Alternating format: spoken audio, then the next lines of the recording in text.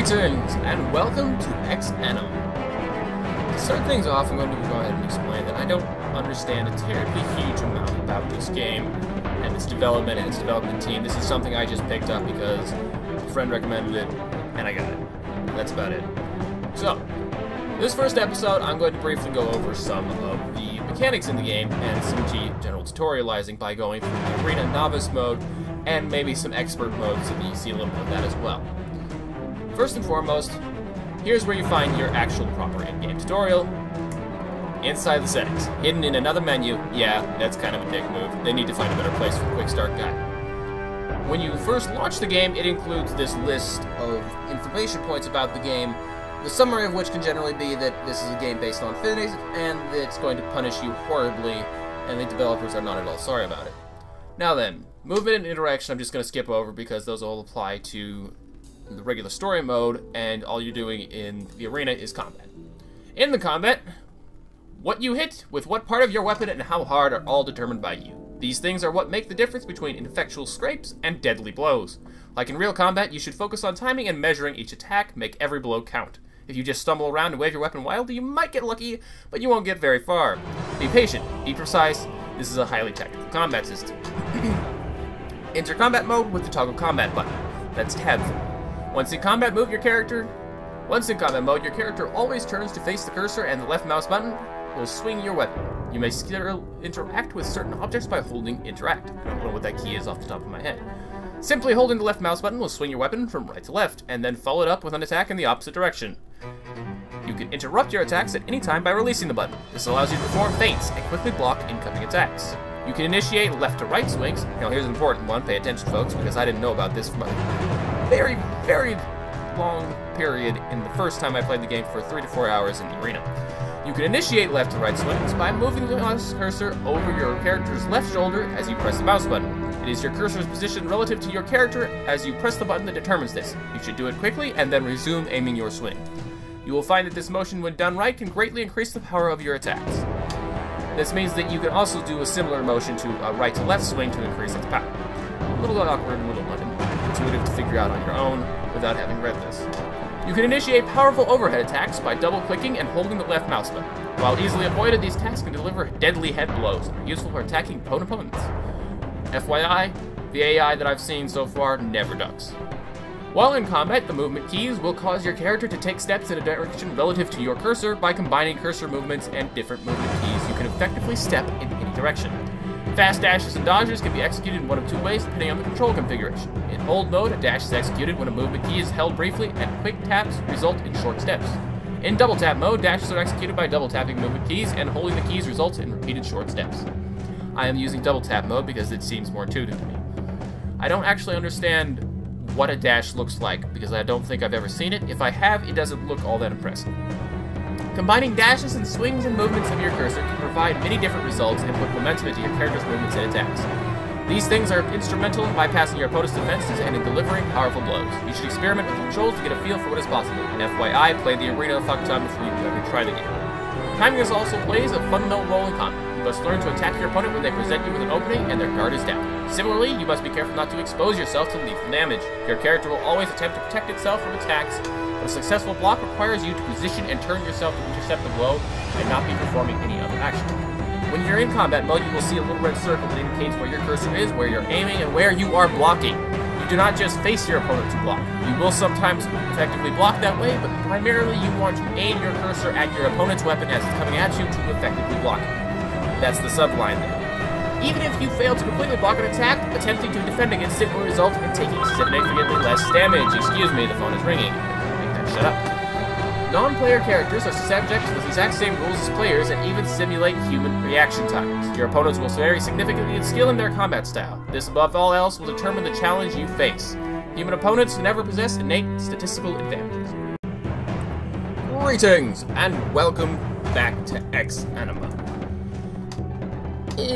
I had about an hour's worth of footage recorded, and the file corrupted because it was so big that the computer couldn't process a version of it with both audio files merged for me to edit to make it smaller. 329 gigabyte file will do that.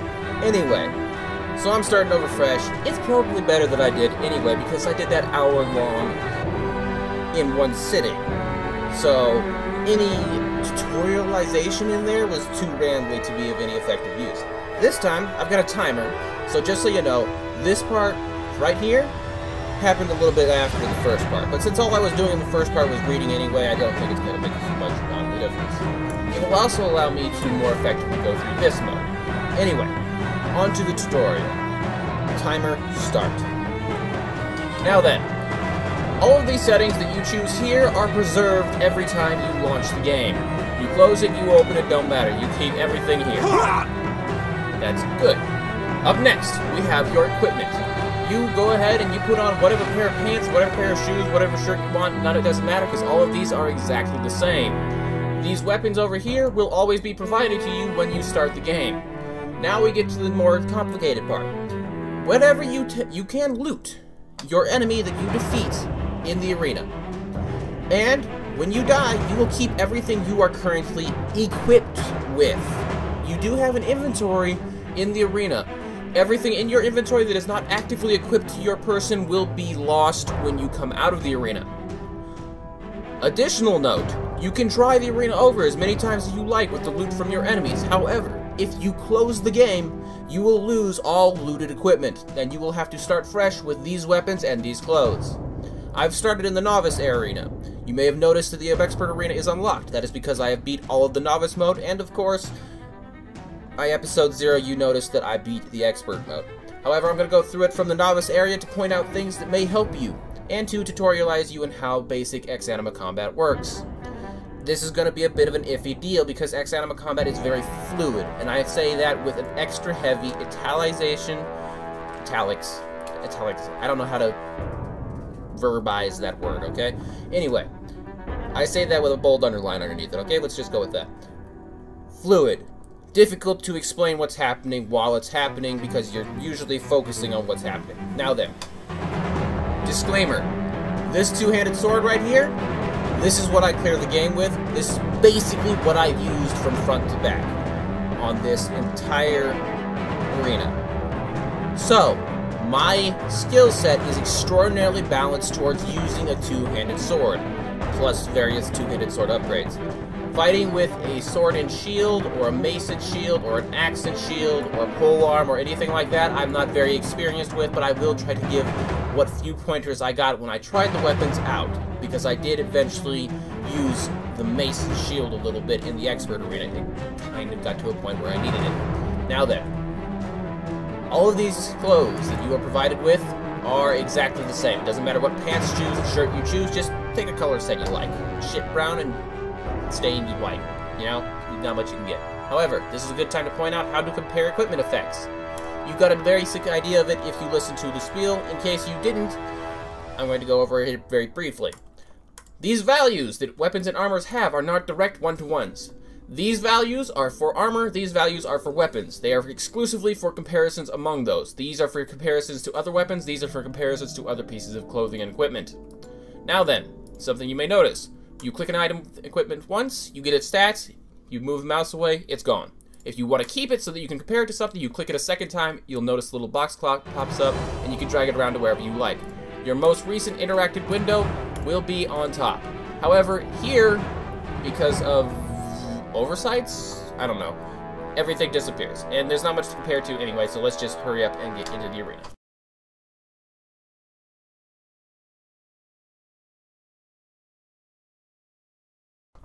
This here is your first opponent. He's kind of basic. He has a one-handed weapon and no shield. Now, a good thing to point out right away is that this is also the enemy that you will probably learn how to block, how blocking works. So blocking is done automatically. However, something they didn't tell you in the tutorial, if you can even call it that since it was so absolutely hidden, is that you want to be pointing your mouse cursor, this little red circle here, at your opponent's weapon, not at them.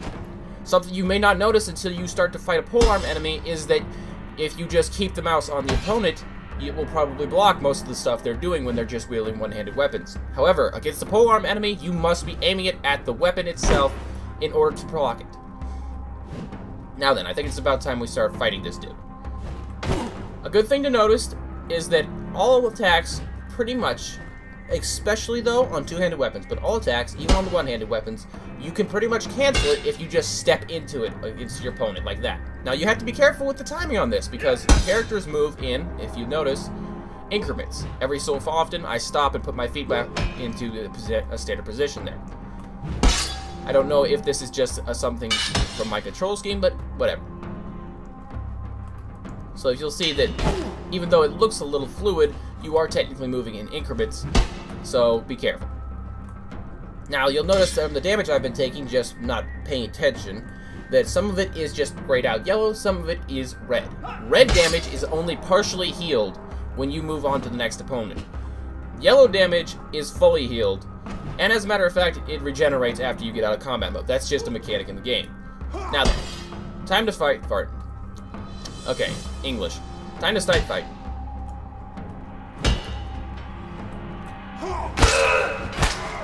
Alright, and he's dead. That is how quickly a match can end if you are not on top of it. Now then, you'll notice that up here you get a tip every time you kill an enemy. Only when you kill an enemy.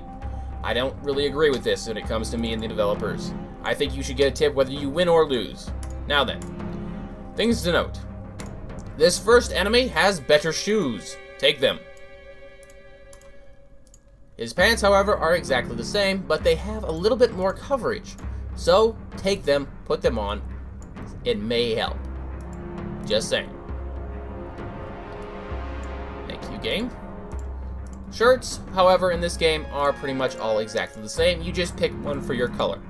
I, however, like to loot the color shirt of the opponent I just killed as kind of a mile marker to myself while I was still fighting my way through of just how far I had gotten in the game. Now, I'm going to take a moment to stop and point out basic combat mechanics because doing it on the fly when somebody's trying to beat your face in is too easy. Your standard default is this. You click and hold. 1, 2. 1, 2. And if you keep holding it, he'll keep doing that. However, as long as you have the mouse button down, regardless of whether or not he's swinging, he will not attempt to defend himself. All characters, enemy or ally, will attempt to defend themselves automatically so long as they are not doing anything else. That is why you could do something like this, start an attack and then not let off the mouse button before it finishes, and it's important. That is called a feint, and it's good for getting your enemy to attack you, and either A, stepping... Okay, yeah, while you're in a victory screen, the screen will eventually start to rotate if you don't keep doing anything, but anyway. That's very important for getting an enemy to throw out an attack in a response to your attack. And then either getting out of the way of it if they have a short weapon, getting into it if they have a long weapon, or just straight up choosing a different attack angle based on how they choose to attack you so that you can get around their guard. Now, the next thing you could do, aside from the basic right to left combo, is a left to right combo as such. Now, this is a bit of a complicated mechanic. I, however, agree with it because it helps make the combat a bit more fluid. The left to right begins based on your mouse's cursor. What I'm not so sure I agree on is based on the fact that whatever you're pointing at is also included in this. So, the idea is that you get the mouse cursor over your character's left shoulder and then that starts it. Now, I've gotten pretty good at doing it with just that small motion, but if you look there, the second time I tried it, I still got a right to left because it wasn't quite sure if I had gotten it over the character's left shoulder, as considered by the fact that he looks at where your cursor is. So while you're trying to get that left to right swing, it is also adjusting the values required for obtaining that left to right swing. That much of it I don't quite agree with. I think that this game could very desperately use a lock-on mechanic, something kind of like Dark Souls. I also think that that would help address some of the people's complaints about how the camera system works. We'll get to the camera later. Now, the last attack you have is the double click. You overhead it. This I completely disagree with. I really think that this could be stand to be a mappable key instead of just the double click, because I cannot tell you the number of times I've had my character just do this, or based on my motions do that, and not get the overhead. As it is, the overhead is already slow and horribly prone to being affected by where your character is moving and aiming. This is a very difficult move to hit, however, because it is an overhead, it is very likely to smash your opponent in the skull in the fight. It also tends to get your opponent to aim his guard up really high, which means that if you feint it, you can very quickly get underneath them. let's step into the next fight. Now this is where you will quickly learn that if you are just pointing your mouse cursor at the enemy, you are not going to block anything, and you are going to suffer for it. You need to be pointing your cursor at the opponent's weapon in order to completely and effectively block it. Now, a note about pole arms, and in small part, some two-handed weapons, the right-hand side of the opponent is very frequently open. That includes the thigh and the leg. So usually just standard attacks after blocking will get something for you.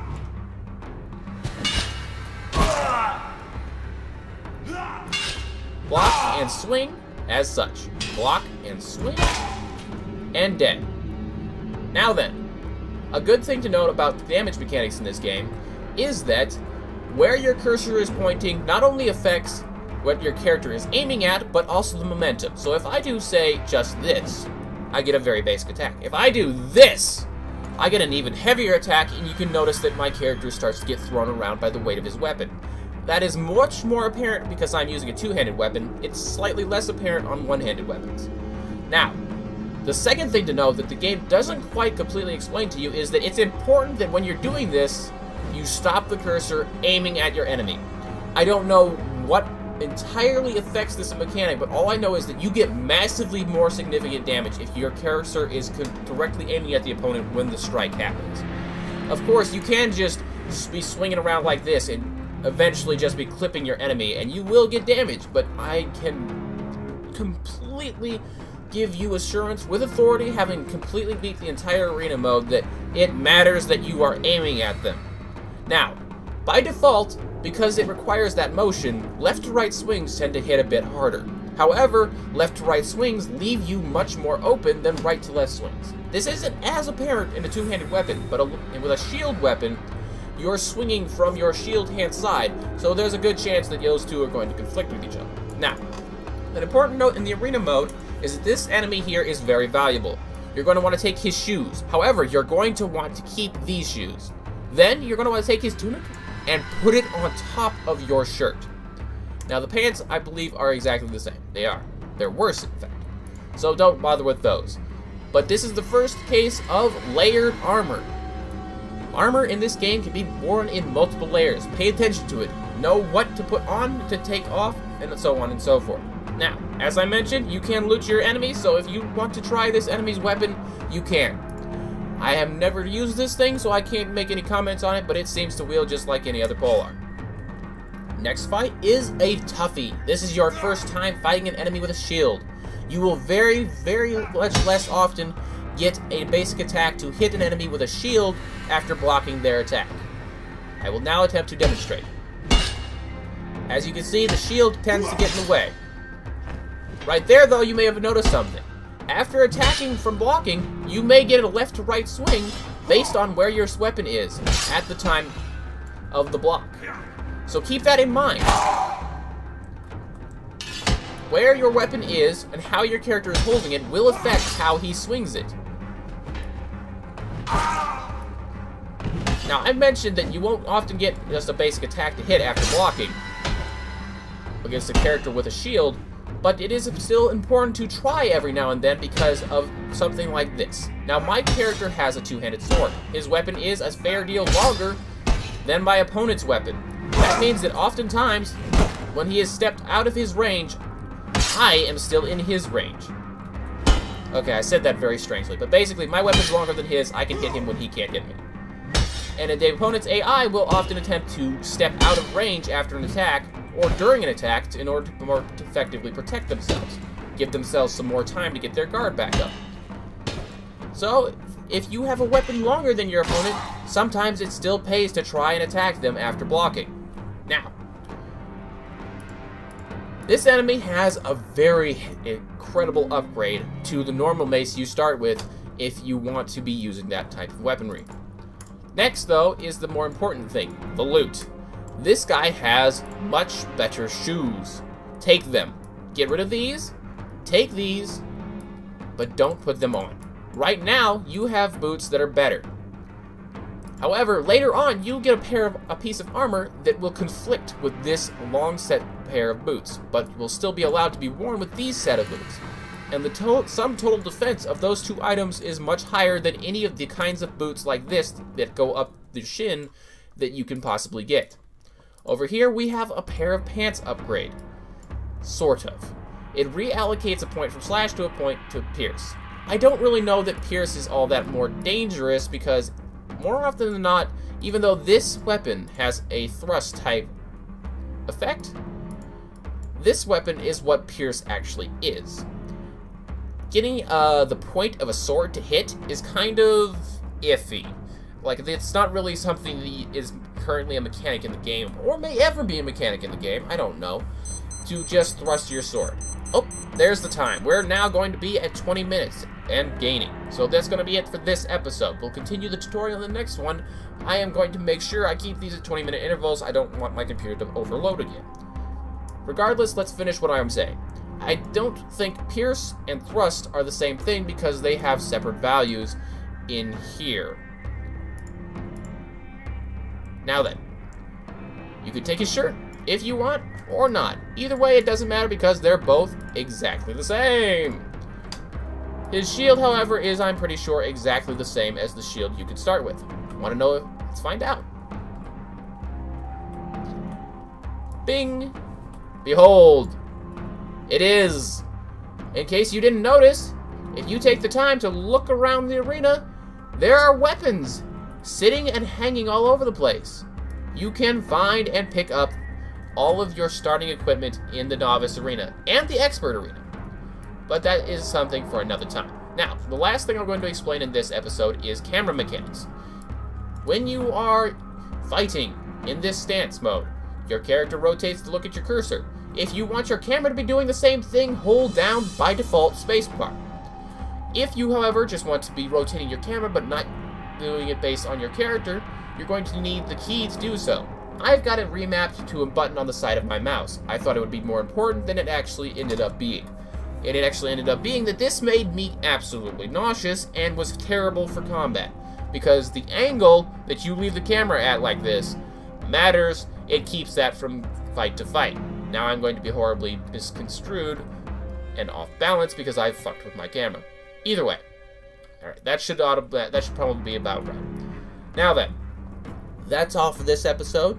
I'll see you for the next one as I continue to sort of try to teach you what to do in Exanima combat.